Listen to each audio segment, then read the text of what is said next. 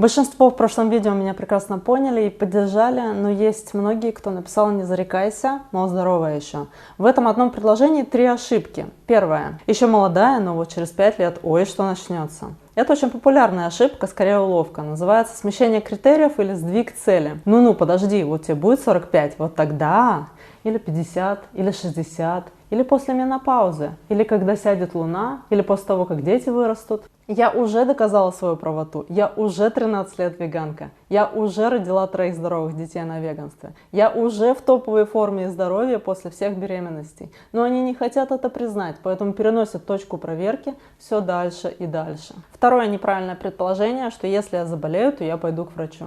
Они вообще меня не поняли, да? Что серьезно думают, что если там что-то, то я сделаю себе химиотерапию или операцию. Я осознанно отказываюсь от всех аллопатических методов. Не потому, что еще не болела, а потому что знаю, чем они заканчиваются. Если там что-то, у меня будет глубокая чистка организма, а не курс цитотоксинов. В таком случае я уйду в полную перезагрузку, либо по методу Оганян, травяные чаи, голод, соки, либо монорацион по Medical Medium.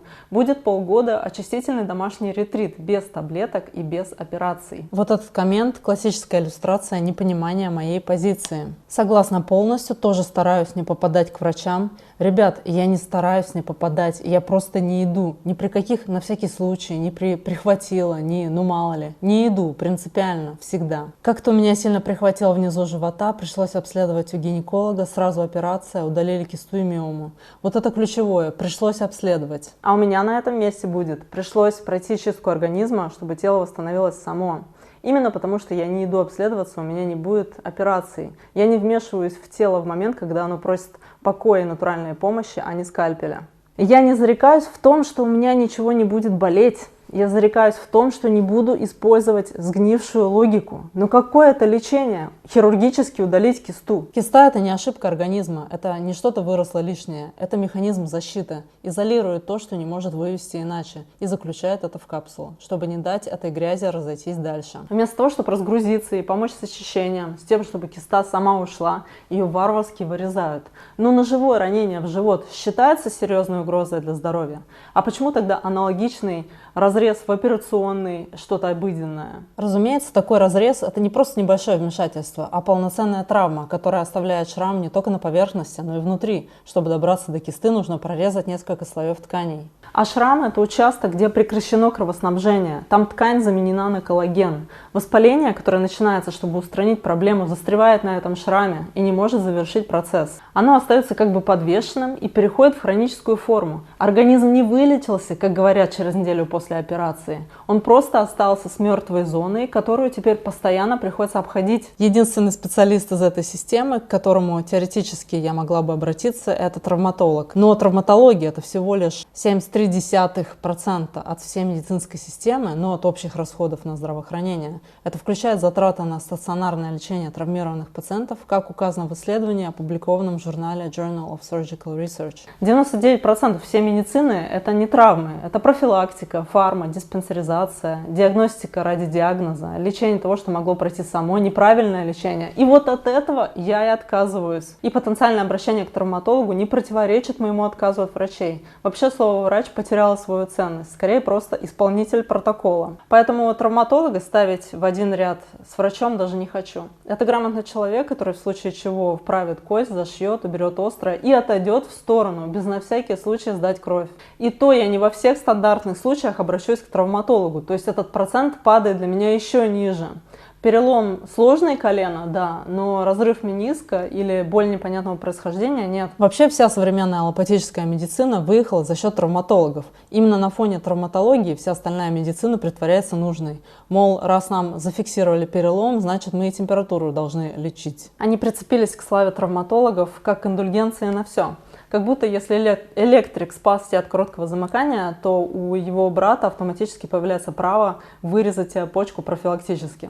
Абсурд, но работает, потому что люди путают экстренную помощь с системой подавления здоровья. Белые халаты в наше время похитили само значение настоящей медицины. И пока реальные врачи не вернут себе власть, я полностью зарекаюсь от этой системы. И не пытаюсь сделать это идеально. Я просто задаю вопросы, которые мало кто решается задать. Третий недочет во всех этих комментах в духе «смешно, как на тему здоровья здоровья рассуждают люди до 40 лет, в том, что эта логика подтверждает все то, о чем я говорила в своем видео. Выходит, до 40 врачи не нужны, по ее же логике, до 40 педиатры не нужны, таблетки не нужны, антибиотики, уколы, кесарево, все не нужно. Ну спасибо, согласна. Вы только передайте это всем мамам с младенцами, которые бегают по поликлиникам, как на работу. Пусть перестанут паниковать до 40, ведь здоровье начнет ломаться только после.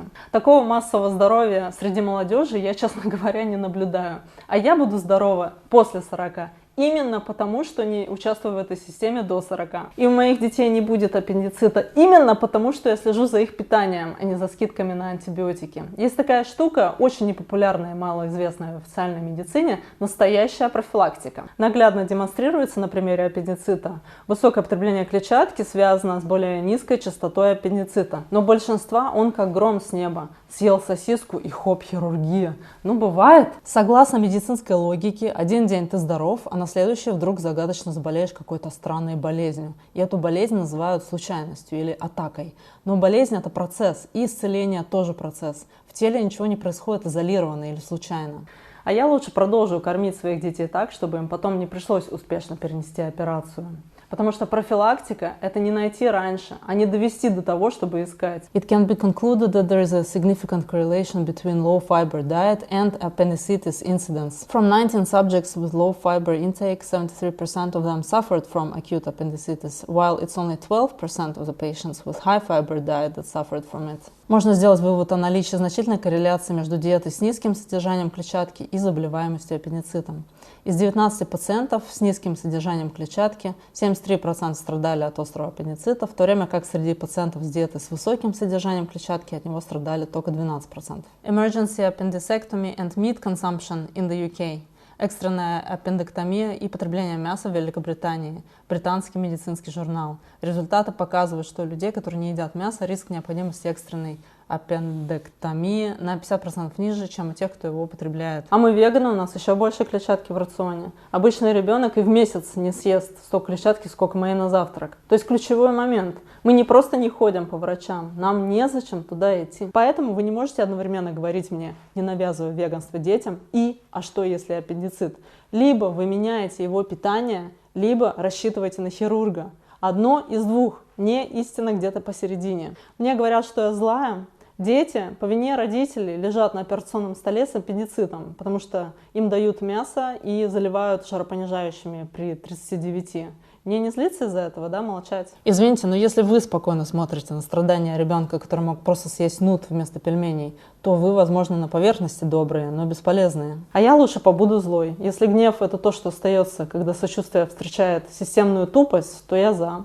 Еще я злюсь на родителей антиваксеров, которые продолжают водить своих детей к педиатрам. Упрощу ситуацию для лучшего понимания. Мы, антиваксеры, считаем, что введение алюминия напрямую в кровь ребенку — это непосредственный вред. Можно упростить, скажем, что врач бьет ребенка по голове палкой. Это же тоже непосредственный вред. Ну так вот, вы знаете о том, что педиатры условно долбят детей по башке, но вы все равно идете своим ребенком, обращаетесь к педиатру по другим темам. Осмотры, справка, взвешивание. Вы вообще в своем уме? Находиться рядом с таким специалистом опасно. Какое нафиг взвешивание? Идите к натуропату, если нужна помощь. Сделайте шаг до конца. Не надо прикрываться антиваксерством, если вы на том же поводке, только с другой биркой. Ну пусть я злая и пусть фанатик. Что значит, ты не хочешь удалить временный зуб у двухлетки под наркозом? Срочно тебя в список фанатиков. Как это ты не сдаешь кровь просто так на всякий случай? Что, у тебя не бывает тревожности? Как это ты не воспользовалась хирургическим методом лечения варикоза? Ты вообще за здоровьем следишь?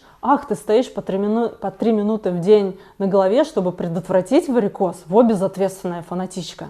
Ты кормишь детей полезной едой. Это уже не просто фанатизм, это открытая диверсия против экстренной хирургии. Ты в курсе, что государство рассчитывает на определенный процент аппендицитов в год? Хотя по факту, конечно, не я злая. Кто злее? Тот, кто перерезает животному глотку ради вкуса? Или тот, кто говорит, что это жестокость? Тот, кто убивает своего нерожденного сына или дочь? Или тот, кто называет это убийством? Кто на самом деле злой? Тот, кто совершает акт насилия, или тот, кто указывает на него? Еще мои роды, всем жутко интересно. Приведу в пример беременность Аксом, моим младшим. Я была в Германии, отказалась от всего, от всех тестов на диабет и так далее. Помню, просто подписала документ об отказе от всего и от УЗИ. Просто стояла на учете для регистрации. На 42-й неделе мне начали звонить из больницы, сказали приходить на стимуляцию, я ответила нет. На 43-й неделе мне начал звонить директор больницы, сказал приходить на стимуляцию. Потом у меня натурально начались схватки, я пришла за пару часов, родила и на следующий день выписалась. То есть я не хочу рожать дома, что там пачкать, я воспользовалась помещением. То есть технически мне врачи и не нужны были. Мне нужен был кто-то на подхвате, кто возьмет ребенка и передаст его мне. И после определенного времени по моему указанию отрежет пуповину. Но согласитесь, для того, чтобы отрезать пуповину, не нужно 8 лет учиться на врача. В этом все мои роды, помещения да, интервенции нет. Потом мне признались, что это, оказывается, не 43-я неделя была, а ребенок родился четко выношенным, просто был неправильный подсчет. Если бы мне кто-то что-то навязывал и мешал бы, я бы отказалась и от помещения в том числе. Конечно же, смотрим по ситуации. Например, здесь, в Швеции, реально не требуются никакие медицинские справки для работы, бассейна, соревнований. Нет здесь такого вообще. Так же, как в ковидиаду, здесь никто маски не носил и школу не закрывал. А если что-то из этого было бы принято, я бы смотрела, что делать. У меня собственный путь, и я не могу расписать все ситуации для вас. А насчет генетики, это научно одобренная ширма, за которой можно спрятать все, что не хочется признавать. Если у бабушки был варикоз, а ты сидишь и ешь как бабушка, то это не генетика, это подражание. Меня в детстве поликлиника наградила клеймом ЧБД, часто и длительно болеющие дети. Когда мама, надавав мне антибиотиков и таблеток, поняла, что это никуда не приведет, она перешла на альтернативную форму лечения травами. Все, ЧБД с меня слетел, но попытались еще навесить внутричерепное давление. Но так как мы в то время часто переезжали, ни в какое лечение это не вылилось, не успели закрепить на мне ярлык. То есть генетика моей прабабушки, прожившей 100 лет, не спасла меня от диагноза ЧБД, а отказ моей мамы от фармсистемы спас. Так где тут генетика, а где система, которой выгодны пациенты с детства? Удивительно, как некоторые люди верят в ложь без единого доказательства, но требуют бесконечные доказательства и прикапываются к каждой запятой, чтобы принять правду. Мир живет в страхе, нам нужно перевести человечество на свободу и здоровье.